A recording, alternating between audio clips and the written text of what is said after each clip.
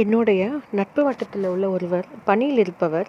அவருடைய வீட்டிற்கு எப்போது சென்றாலும் துளி தூசியோ தேவையற்ற ஒரு சிறிய காகித துண்டோ எதுவுமே பார்க்க முடியாது.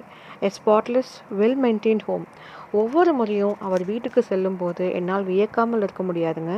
பலமுறை நீங்கள் ப்ரொஃபஷ்னல் ஹோம் ஆர்கனைசராக பார்ட் டைமாக வேலையும் செய்யலாம் அப்படின்னு சொல்லியிருக்கிறேன்.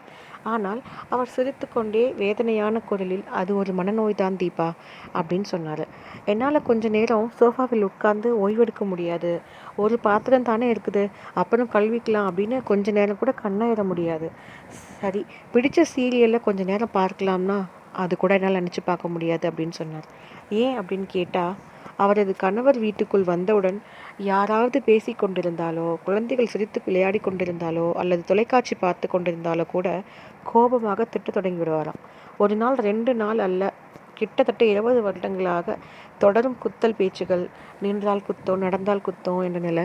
சிறிய விஷயங்களுக்கே கடுமையான வார்த்தைகள். அதற்கு பயந்து எப்போதும் ஏதாவது செய்து கொண்டே இருந்து தன்னை அறியாமலேயே அது அவருடைய இயல்பாக மாறிவிட்டுருச்சு. கணவரை கண்டாலே அவர் அறியாமலே ஒருவித பதட்டமோ நடுக்கமோ குடிக்கொள்ளுமா. அவர் வீட்டில் இருந்தாலே சமையலறை தான் அவரது புகலிடமா. வயதான பெற்றோரிடம் இதை பகிர்ந்து அவர்களை கஷ்டப்படுத்தி இருக்க வேண்டாம் அப்படின்னு எண்ணி எல்லாவற்றையும் உள்ளுக்குள் ஒழித்து கொள்வாராம். பகலில் சில விஷயங்களுக்கு கூட கோபப்படும் இவர் இரவில் நெருங்கும் போது மனம் ஒன்று முடியாமல், அவரை எதிர்க்கவும் முடியாமல், தனது உள் குமுறலை யாரிடத்திலும் வெளிக்காட்ட முடியாமல் பல முறை செத்துவிடலாமா என தோன்றி இருக்கிறது அப்படின்னு சொன்னாங்க. குழந்தைகளின் முகம் நினைவுக்கு வந்தவுடன் அந்த எண்ணங்களை விரட்டி விட்டுட்டு வாழ்க்கையை ஆரம்பிச்சிடுவேன். அவர் குடிக்க மாட்டாருங்க, அடித்ததும் கிடையாது. ஆனால் வார்த்தைகளில் விஷம் தேய்ந்திருக்கும். அதீத நேர்மையாளராய் தன்னை காட்டிக்கொள்ளத்தான் முன் இருக்கும் அத்தனை பேரையும் குறை கூறுவார். சட்டத்தில் ஃபிசிக்கல் அப்யூஸுக்கு தண்டனை உண்டு. ஆனால் வெர்பல் அப்யூஸுக்கு இருக்கா? மென்டல் அப்யூஸுக்கு இருக்கா? இல்லையே. ஆறாமல் வருடக்கணக்கில் புரையோடி கொண்டிருக்கும் மனநலம் பாதிக்கப்பட்டோருக்கு, பாதிப்பை உண்டாக்கியவருக்கு இன்று காலையில் ஒரு காணொளி பார்க்க நேர்ந்தது. அதில் 4 ஆண்டுகளாக ஒரே மாதிரியான பிரச்சனைகளை தொடர்ந்து எதிர்கொண்டதால் ஏற்பட்ட மன உளைச்சல் காரணமாக 2 சிறு குழந்தைகளையும் சரியாக கவனிக்க முடியவில்லை என்ற குற்ற உணர்வு மற்றும் சரியான சப்போர்ட் சிஸ்டம் தனக்கு இல்லாததால் மனநலம் பாதிக்கப்பட்டு மருத்துவ உதவி நாடி இருப்பதாகவும், தன்னால் முழுமையாக குணமடைந்து பழைய நிலைக்கு திரும்ப முடியுமா என்று தெரியாத நிலையில் உள்ளதாகவும் அந்த பெண் கூறியிருப்பார். இந்த காணொளியை பார்த்ததிலிருந்து இது ஒரு பெண்ணின் தனிப்பட்ட பிரச்சனை என்று மட்டும் பார்க்க முடியவில்லை. மனநலம் குறித்து புரிதலும் விழிப்புணர்வும் நம் அனைவருக்கும் அவசியம். Mental health is a priority, not an option. இது நான் ஃபேஸ்புக்கில் படித்ததை நான் இங்கே பகிர்ந்திருக்கேன். இது என்னை ரொம்பவே பாதிச்சிருச்சு. இவங்க மட்டும் இல்லை, நிறைய பேர் மென்டல் அப்யூஸ், வெர்பல் அப்யூஸ்ன்னு சொல்கிறாங்க.